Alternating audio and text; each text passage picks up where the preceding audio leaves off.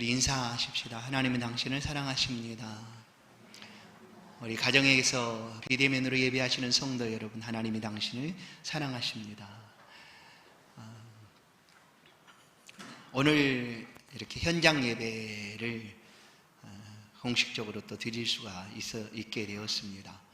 우리 교회 예배당 좌석이 약 276석 정도 됩니다. 그래서 한 27명, 28명까지 1부, 2부 이렇게 현장에서 예배를 드릴 수가 있습니다. 오늘 어떻게 맞추셨는지 아주 딱 맞습니다. 네, 2층까지 이렇게 누가 이렇게 번호표를 준 것도 아닐 텐데 어쩜 이렇게 잘 맞추실까? 사실 좀 걱정을 했어요. 성도들이 다 오고 싶어 할 텐데 오는 사람을 어떻게 막을까? 막을 수 없지 않습니까? 어제 한 밤에 온 성도님이 이제 우리 교회 성도님이 아닌 듯 하더라고요. 전화가 왔어요. 교회로 전화가 왔어요. 그래서 받았더니 내일 몇 명 예배 드릴 수 있나요? 그래서 제가 말씀을 드렸죠. 그러면 어떻게 그 인원을 이렇게 통제하시나요? 뭐 앞에서 통제하십니까? 그러시더라고요. 그래서 아닙니다. 그냥 예배당에 들어오시면 아마 될 것 같습니다. 했더니 일부에 오셨더라고요. 일부에. 그런데 일부에는 인원이 이렇게 예정 인원보다 좀 작았습니다. 그런데 2부는 아주 기가 막히네요. 감사합니다. 또 비록 오고 싶어도 못 오고 가정에서 예배 드리시는 성도 여러분, 여러분에게도 하나님이 동일한 은혜로 함께해 주실 줄로 믿습니다. 오늘 말씀은 다 주의 말씀을 듣다라는 말씀입니다. 아무에게나 장인, 요즘 말로 달인이라는 칭호를 주지 않습니다. 장인은 그들의 오랫동안 해왔던 그 자신의 일들에 있어서 아주 숙련된 사람들이죠. 그들은 꾸준함과 성실함으로 그들이 해야 하는 일들을 잘하고 있는 사람들, 그들을 향하여 장인이라 이렇게 불러주기도 합니다. 그들의 얼굴과 손을 보면 오랜 시간의 흔적들이 그냥 그대로 그곳에 새겨진 듯 보여집니다. 성도 여러분은 어떤 일에 이런 장인이 되십니까? 물론 여러분이 지금껏 하시는 일들에 있어서 열심히 하시고 누가 뭐라 그래도 나는 장인처럼 그 일을 할 수 있다 이렇게 하실 수 있는 분들도 있을 것입니다. 똑같은 일을 동일하게 반복해도 집중하고 열심을 내지 아니하면 때로는 실수도 할 수 있고 어려움을 겪을 수도 있습니다. 우리는 오랫동안 예수 그리스도를 신앙하고 믿어왔습니다. 누가 장인인가? 믿음의 장인들은 바로 이곳에 있는 성도 여러분인 줄로 믿습니다. 우리 가운데도 하나님을 섬겨가는 그 삶의 흔적들이 고스란히 남겨져 있습니다. 누가 뭐라고 해도 나는 하나님의 사람이다, 하나님의 백성이다, 하나님을 섬기는 성도다라는 것들이 얼굴에 담겨져 있는 것입니다. 오늘 말씀을 함께 나눌 때 한 지역에서 열심과 충성과 헌신을 아끼지 않았던 그 한 사람을 통하여 한 지역이 어떻게 변화되고 그들의 삶이 어떻게 달라지는가를 오늘 말씀은 우리 가운데 들려주고 있습니다. 그것이 바로 사도행전 19장에 있는 말씀입니다. 바울 사도는 마게도냐 그리고 아가야 지역에 복음을 전하는 일로 아주 바빴습니다. 그때 예배소를 잠깐 들렸습니다. 아주 잠깐, 뭐 일주일도 아니고 잠깐 들렸던 적이 있습니다. 그러나 그 바울 사도가 예배소에서 하나님의 말씀을 전할 때 예배소에 있는 사람들은 좀 더 오래 머물러서 우리 가운데 말씀을 들려주십시오라고 요청을 합니다. 그러나 바울은 하나님의 뜻이면 내가 다시 오게 될 것이다 하고 그 말을 남기고 그냥 예배소를 떠납니다. 바울은 떠나서 그를 파송했던 안디옥까지 올라가게 됩니다. 바울이 떠나간 그 에베소에 우리가 지난 주일에 보았던 것처럼 알렉산드리아 출신 아볼로가 오게 됩니다. 그 아볼로가 이제 브리스길라나 아굴라 부부와 함께 복음의 도를 잘 알아서 길거리에서도 회당에서도 이 아볼로가 예수를 그리스도다라고 증거하게 됩니다. 그러자 에베소에 있는 예수 믿는 제자들이 이 아볼로를 어디로 보내는가 하면 고린도로 보냅니다. 고린도로 보냈더니 그 고린도에서도 똑같이 이런 사역들을 잘 감당하게 됩니다. 그리고 이 바울이 이제 안디옥에서 다시금 밑으로 내려오면서 에베소에 이르게 됩니다. 에베소에 도착했더니 예수 믿는 제자들 아볼로도 보내고 아굴라 브리스길라도 함께 했던 그 제자들이 바울을 만나게 되죠. 그런데 바울이 만났는데 이 에베소에 있는 제자들이 바울이 보기에 예수의 세례에 대해서 모르더라라는 거예요. 그들이 알고 있는 것은 요한의 세례였습니다. 요한이 요단강에서 주었던 그 세례, 결국 요한은 세례를 통해서 예수 그리스도를 증언하는 일이었습니다. 근데 거기까지 나가지를 못하고 예수에 대해서 자세히 알지를 못하고 있었다라는 것이죠. 그래서 바울이 에베소에 와가지고 예수 믿는 제자들에게 예수에 대해서 좀 더 자세하게 말씀을 가르쳐 줍니다. 그리고 예수의 세례를 베풀게 되죠. 지난주일에도 말씀드린 것처럼 예수 세례는 특징이 있습니다. 성령이 임했다라는 거죠. 성령. 하나님의 성령이 예수 믿는 심령 속에 임하게 되고 성령의 역사가 방언과 예언으로 그들의 삶에서 보여지게 된 거예요. 그러자 그들 중에 12명이 에베소에 있던 12명의 제자들이 그야말로 성령으로 충만해집니다. 그렇게 바울은 에베소에서 3개월 동안 공회에서 그렇게 말씀을 회당에서 전하게 됩니다. 모두 다 찬성하는 건 아니라고 말씀을 드렸던 것처럼 그 중에 누군가는 순종하고 말씀을 듣고 순종을 했습니다. 그러나 누군가는 그 바울이 전하는 그 말을 비방하고 또 반대했습니다. 그러자 바울이 이 12명 제자들과 함께 두란노 소원으로 가게 됩니다.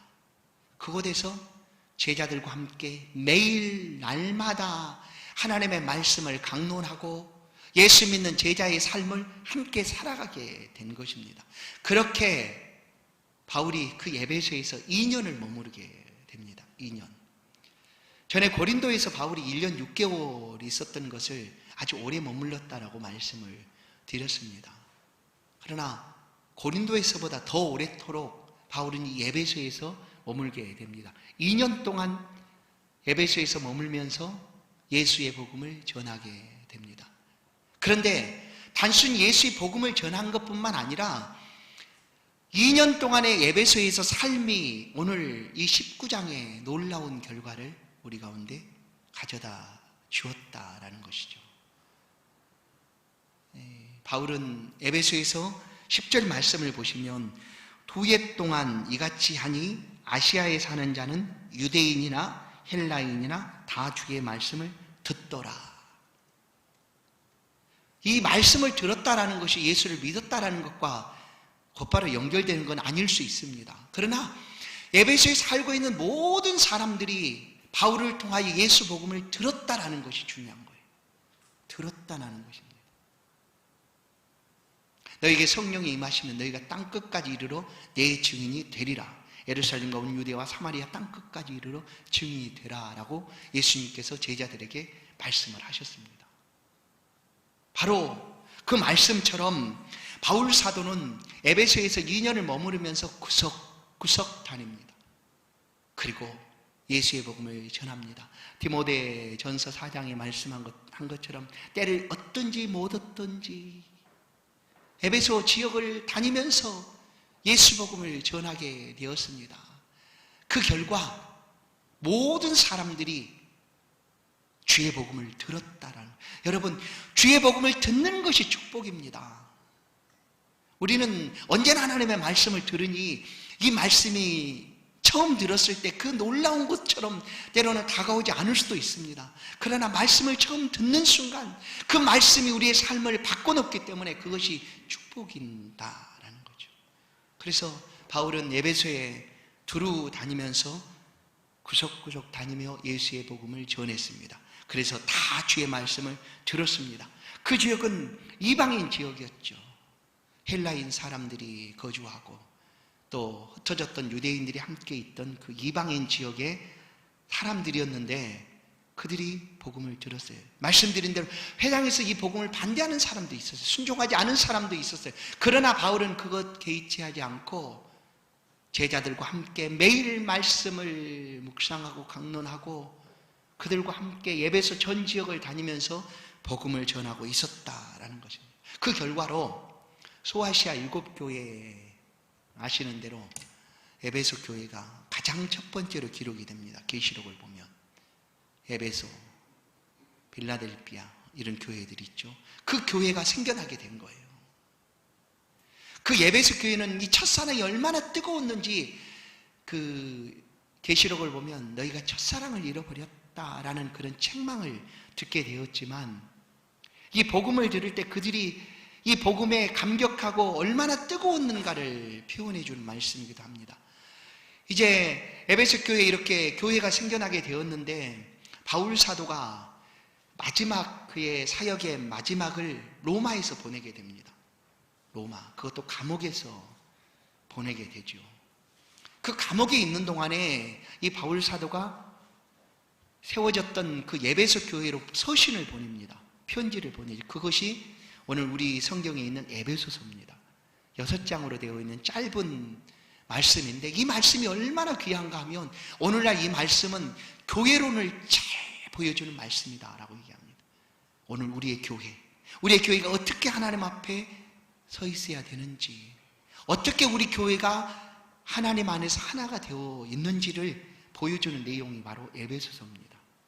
에베소서, 교회론을 잘 보여준 보화 같은 말씀들이 기록된 내용이 에베소서입니다. 그런데 바울 사도가 이 에베소서를 보낼 때 이제 그 에베소 교회 성도들에게 하고 있는 말씀이 있습니다. 그들이 처음 바울 사도가 에베소에 갔을 때 처음 만났던 느낌이죠.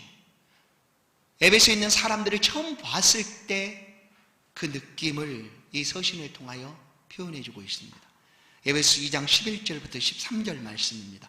그러므로 생각하라. 너희는 그때 육체로는 이방인이요 손으로 육체에 행한 할례를 받은 무리라 칭하는 자들로부터 할례를 받지 않은 무리라 칭함을 받는 자들이라. 그때의 너희는 그리스도 밖에 있었고 이스라엘 나라 밖의 사람이라. 약속의 언약들에 대하여는 외인이요 세상에서는 소망이 없고 하나님도 없는 자이더니 이제는 전에 멀리 있던 너희가 그리스도 예수 안에서 그리스도와 그리스도의 피로 가까워졌느니라. 에베소 사람들을 향하여 어떻게 바울이 느끼고 있었는가 하면 그들에게는 소망이 없는 사람이었다라는 거예요. 하나님도 없고 이스라엘의 나라 밖의 사람이고 외인이고 소망이 없는 사람이었다라고 바울에게 보여진 거예요. 그러나 사실 에베소 사람들은 하나님을 믿지 않았지만 그들의 삶을 잘 살았을 거 아닙니까? 오늘 우리의 삶에도 마찬가지죠.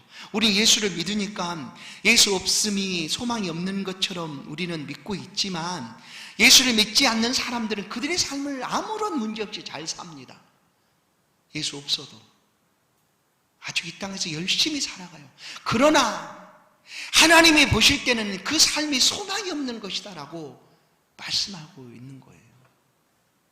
아무리 잘 사는 것 같아도, 아무리 편안하게 모든 것을 원하는 대로 누리며 살아가는 것 같아도 하나님이 보실 때는 소망 없는 삶이다라는 거예요. 바울의 눈에 에베소 사람이 그렇게 보여진 겁니다. 그래서 바울은 2년 동안 그 지역의 복음을 전하게 됩니다. 구석구석 걸어다니며 예수 복음을 전합니다. 그리고 이제 복음 안에 들어온 그들을 향하여 바울이 또 하고 있는 말씀이 있어요. 에베소 2장 19절. 그러므로 이제부터 너희는 외인도 아니요 나그네도 아니요 오직 성도들과 동일한 시민이요 하나님의 권속이라 라고 얘기합니다. 너희는 더 이상 이방인도 아니다, 소망 없는 사람도 아니다, 아브라함의 축복을 받을 마땅한 하나님의 백성이다라는 거예요. 여러분, 우리는 이와 같은 자리에서 우리 또한 이렇게 소망을 갖게 된 삶으로 변화되었습니다. 복음의 능력은 바로 여기에 있는 거죠. 예수 복음이 들려지면 한 사람의 영혼이 살아날 뿐만 아니라 그 생애가 전체로 하나님 앞에 영광 돌리는 삶으로 살아가게 되는 것입니다. 그렇다고 지금 모든 것이 원하는 데 다 이루어졌다라는 표현이 아닐 수도 있습니다. 그럴지라도 우리가 어려움과 연약함 가운데 놓여 있을지라도 고난과 환난 속에 삶을 살아갈지라도 여전히 해결되지 않는 그 어려운 문제 때문에 힘들어할지라도 그래도 이미 우리는 하나님의 백성이 되었고 하나님의 권속이 되었고 아브라함을 통하여 주신 그 축복을 능히 받을 만한 하나님의 사람이다라는 거예요. 바울은 예배 성도들을 향하여 이렇게 말씀을 하고 있습니다. 한 사람의 변화의 능력은 사람의 능력이 아닙니다. 하나님께서 이 바울을 통하여 에베소 교회에 허락하신 은혜입니다. 하나님이 쓰시는 결과죠. 하나님은 언제나 지금도 마찬가지입니다. 하나님의 백성들을 사용하셔서 일꾼으로 때로는 동역자로 쓰시기를 기뻐하시는 하나님입니다. 그를 통하여 하나님의 영광이 나타날 수 있도록 그래서 그에게 아끼지 아니하시고 모든 것을 주시는 거죠. 누구에게? 오늘 바울에게 하나님이 아끼지 아니하시고 모든 능력과 은혜를 베풀어 주십니다. 11절을 보시면 하나님이 바울의 손으로 놀라운 능력을 행하게 하시니, 잘 보십시오. 이 말씀을 우리는 잘 봐요. 바울의 손으로 놀라운 능력을 행하게 하시니 누가? 하나님이 하셨다는 사실을 잊어서는 안 된다는 거예요.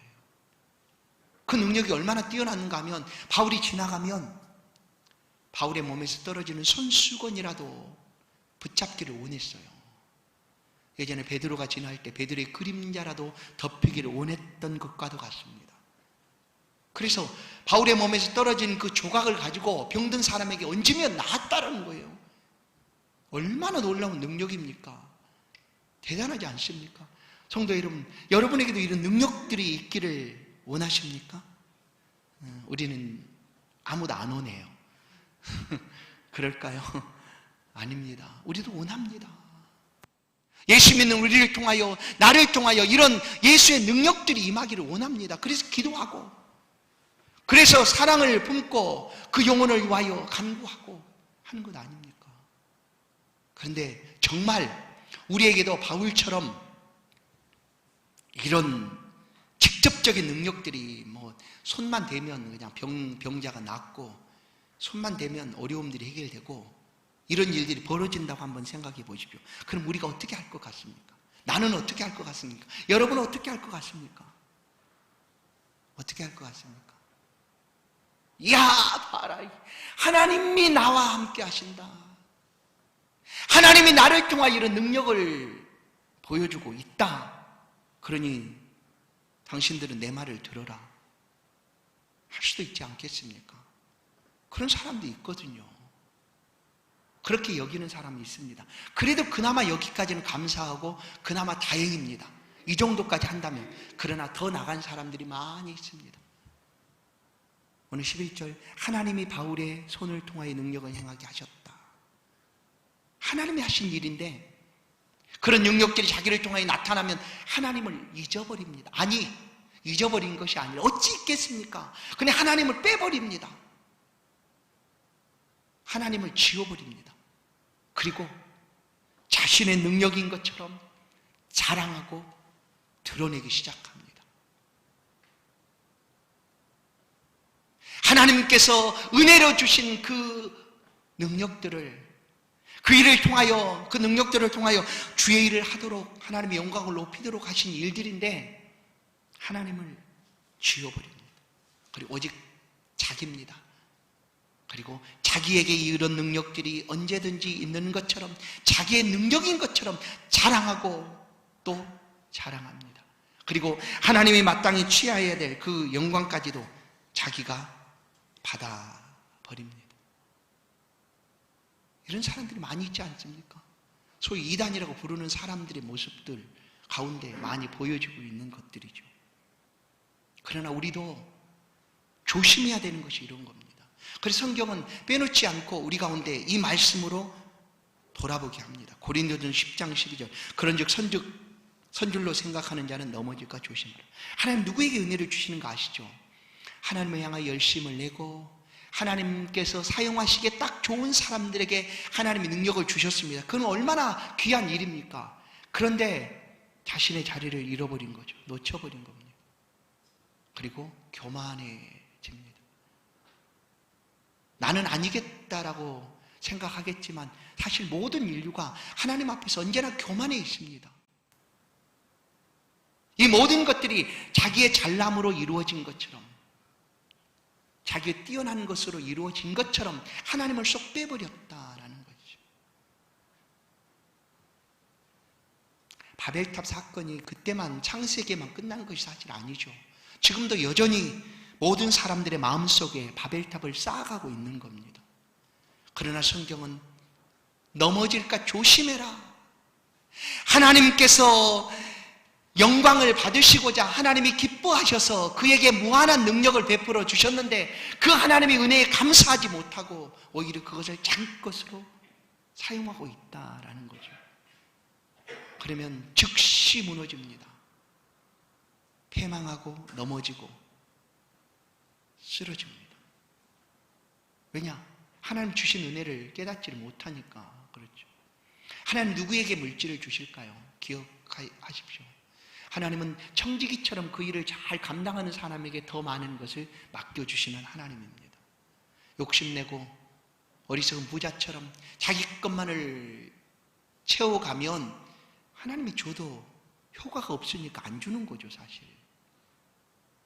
왜냐하면 주면 줄수록 자기 배만 부리니 하나님 주시겠습니까? 교회는 하나님 앞에 하나님의 영광을 위하여 살아가는 삶을 살아야 합니다. 교회가 마찬가지죠. 작게 보면 우리 자신이 그런 삶을 살아야 되고, 크게 보면 임마누엘 공동체가 그렇게 하나님 앞에 하나님의 영광을 위하여 하나님의 뜻을 위하여 살아가야 한다라는 것이죠. 이런 능력들이 나타났을 때 성경의 수많은 인물들은 전혀 요동하거나 동요하지 않습니다. 죽은 자를 살렸던 엘리사, 하늘에서 비를 내렸던 엘리야, 불을 내렸던 엘리야, 베드로, 보십시오. 단 한 사람도 그것이 자기 것인 것처럼 사용하지 않습니다. 오히려 하나님이 나를 아끼고 사랑하사 나를 특별히 동역자로 써주셔서 이 일을 하게 하셨구나 하고 하나님께 모든 영광을 올려드립니다. 오늘 바울 모습처럼 어디를 찾아봐도 바울이 이것을 자기 것인 것처럼 사용한 흔적은 없습니다.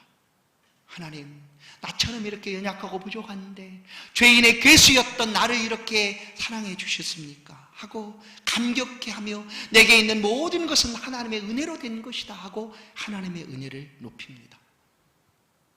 그런데 오늘 이 바울은 이렇게 자기에게 있는 능력에 대해서 하나님을 높이고 영광을 돌리는데 그 주변에 있는 사람들이 오히려 이 바울의 이름과 바울에 있는 능력들을 자기 것으로 쓰려고 합니다. 오늘 본문에 그 얘기를 짤막하게 기록을 해둡니다. 에베소에는 그 마술사들이 있었습니다. 마술하던 사람들이 있었죠. 이 마술의 기본은 이제 사실은 어떻게 보면 눈속임 아닙니까? 속이는 거죠. 속이는 거예요. 속이는 방법을 어떻게 하느냐에 따라서 이제 아우 놀랍다 하고 막 이 기가 막히다, 사람을 몸을 잘라내 실제로 자르는 것 아니지 않습니까? 그런데 잘린 것처럼 보여지는 거죠. 그런 장치들을 만들어 갖고 사람들의 눈을 속이는 거죠. 기본은 속이는 겁니다. 뭐 빠른 손놀림을 통해 속이든지. 그런데 이런 마술을 하던 사람들이 바울이란 사람이 지나갈 때마다 이런 능력들이 나타나니 병든 자도 고쳐지고 뭐 어려운 일도 해결되고 하니까 그 능력을 자기 능력으로 사용하려고 하는 사람들이 많이 생겨났습니다. 마술하던 사람들이. 그래서 막 이곳저곳에서 바울의 이름을 빌려서 그런 능력들을 행하려고 합니다. 그 중에 제사장의 아들이었는데 스교야의 7 아들도 그런 일들을 행하게 됩니다. 그래서 오늘 15절을 보니까 그런 일을 행하는 그 제사장의 아들들을 향하여 15절 악귀가 대답하여 이르되 내가 예수도 알고 바울도 알고 너는 누구냐? 라고 얘기하는. 내가 바울도 알고 예수도 아는데 도대체 너는 누구냐? 빙자해서 그 능력을 자기 것으로 사용해서 이익을 보려고 했던 이 사람들은 마귀에게도 악귀에게도 책망을 받고 거기서 혼비백산하여 도망쳤다라는 그런 기사를 보게 됩니다. 그러나 이 바울 사도를 통하 에베소는 그야말로 변화된 도시가 됩니다. 한 사람의 열심과 하나님의 행하심을 통하여 이 에베소 교회가 생겨나고 그 에베소 전 지역이 변화가 됩니다. 17절을 보십시오. 에베소에 사는 유대인과 헬라인들이 다 이 일을 알고 두려워하며 주 예수 이름을 높이고, 잘 보세요. 처음에는 에베소 지역의 사람들이 복음을, 주의 말씀을 다 들었다라고 얘기했어요. 그런데 이런 능력들이 계속되고 살아계신 하나님의 역사하심이 보여지게 되니까 이제 그들이 두려워하게 됩니다. 그리고 예수의 이름을 높였다. 뭘까요? 예수 이름을 높였다는 것은 그 중에 예수를 믿는 사람들이 더 많이 생겨났다라고 볼 수 있는 거죠. 에베소의 바울을 통하여 에베소 사람들은 예수 이름을 높였습니다. 뿐만 아니라 그 중에 예수의 제자라고 하는 믿는 사람들의 삶도 달라졌습니다.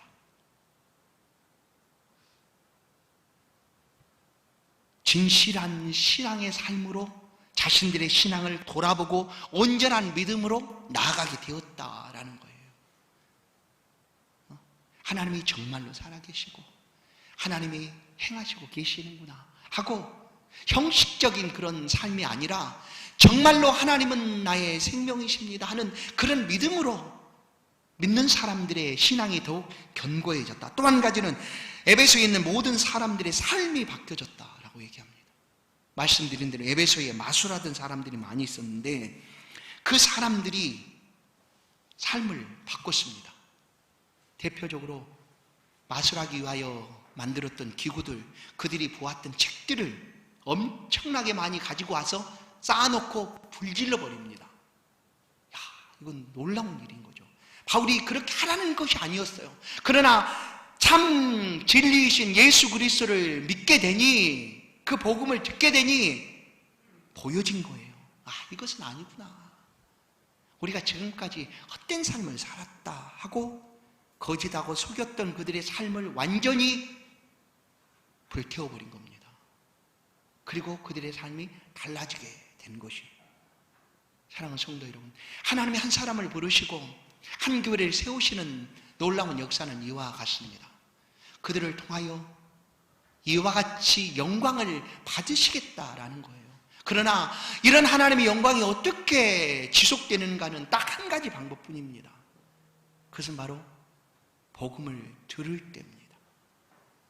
다 주의 말씀을 듣더라. 듣지 아니하면 단 한 사람도 구원함으로 나올 수가 없습니다. 그럼 어떻게 들을까요? 전하는 사람이 있어야죠. 누가 전해야 되지 않습니까? 그러나 우리가 전하기를 멈춰버린다면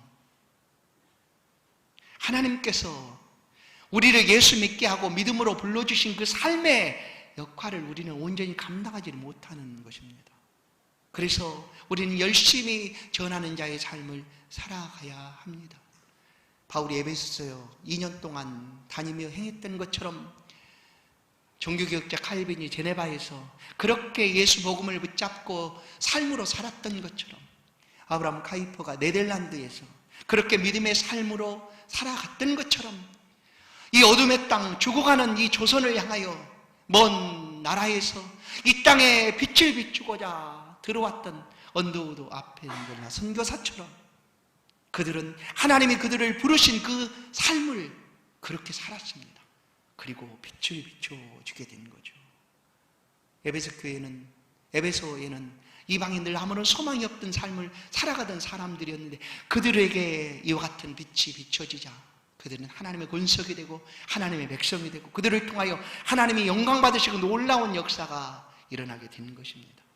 요즘 저는 공릉 이동 지역을 그냥 다닙니다. 그냥 추우니까 이 털 달린 옷 입고 그냥 다녀요. 길이 있는 곳은 그냥 다 다닙니다. 이 골목 저 골목 그냥 다닙니다.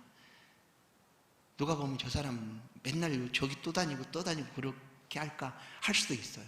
그러나 제 마음속에는 그 골목을 다닐 때마다 하나님께서 우리 임마누엘 교회에 주신 그 소명, 그 비전을 품습니다. 그러다 보니 골목골목 다니다 보니 보이는 것들이 있습니다. 아, 여기에는 이런 아파트가 있네. 아, 여기는 이런 빌라가 있네. 여기는 이런 집들이 있네. 그것뿐만 아니라 지나가는 사람들도 보입니다. 그러다가 그 사람들의 필요가 뭘까 관심을 갖게 됩니다. 우리 교회가 이 공릉지역에 세워져 있고 이 사람들의 필요를 채워줄 수 있는, 복음과 함께 나눠줄 수 있는 그런 교회가 됐으면 좋겠다는 그런 마음을 품고 그렇게 다닙니다. 부지런히 다닙니다. 우리 공릉지역은 아이들이 정말 많습니다. 전국에 5번째 될 만한 그런 어린이집이 우리 교회 바로 옆에 있습니다. 종원이 280 몇 명이에요. 아이들이 엄청 많은 지역입니다. 그들에게 어떻게 필요를 우리가 채워줄 수가 있을까? 하나님의 교회를 세우신 목적이 어디에 있을까? 우리를 교회로 부르신 이유가 무엇일까? 우리가 하나님을 믿고 이 교회에서 평안하게 신앙생활 하는 것 물론 중요합니다.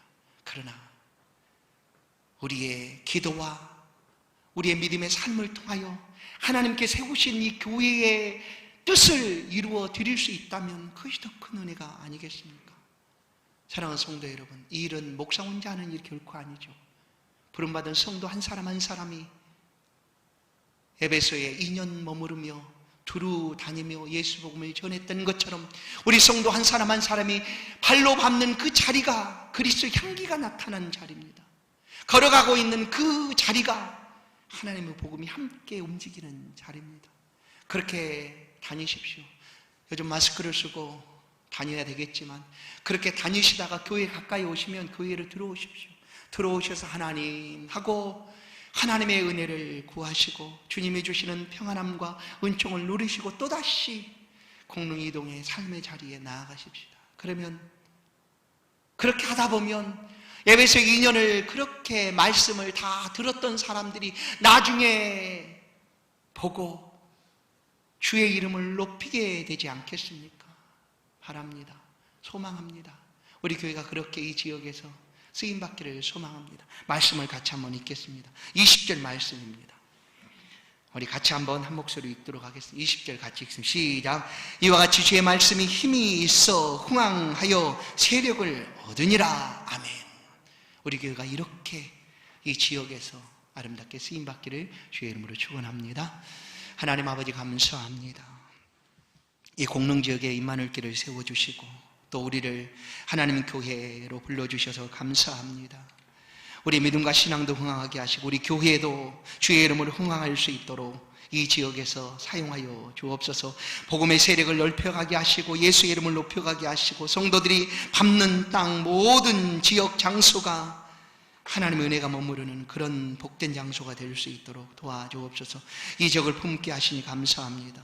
에베소에서 2년 동안 두루 다녔던 바울일처럼 우리가 살아가고 있는 이 공릉 이동 지역을 두루 다니기를 원합니다. 갈 때마다 성령이 동행하여 주시고 가는 곳마다 하나님의 은혜와 영광이 머무를 수 있도록 나타날 수 있도록 그래야 큰 세력을 얻고 하나님의 영광이 높아지는 임마누엘교회가 될 수 있도록 은혜 베풀어 주옵소서. 우리를 사용하여 주옵소서. 예수 그리스도의 이름으로 기도하옵나이다. 아멘. 찬송 490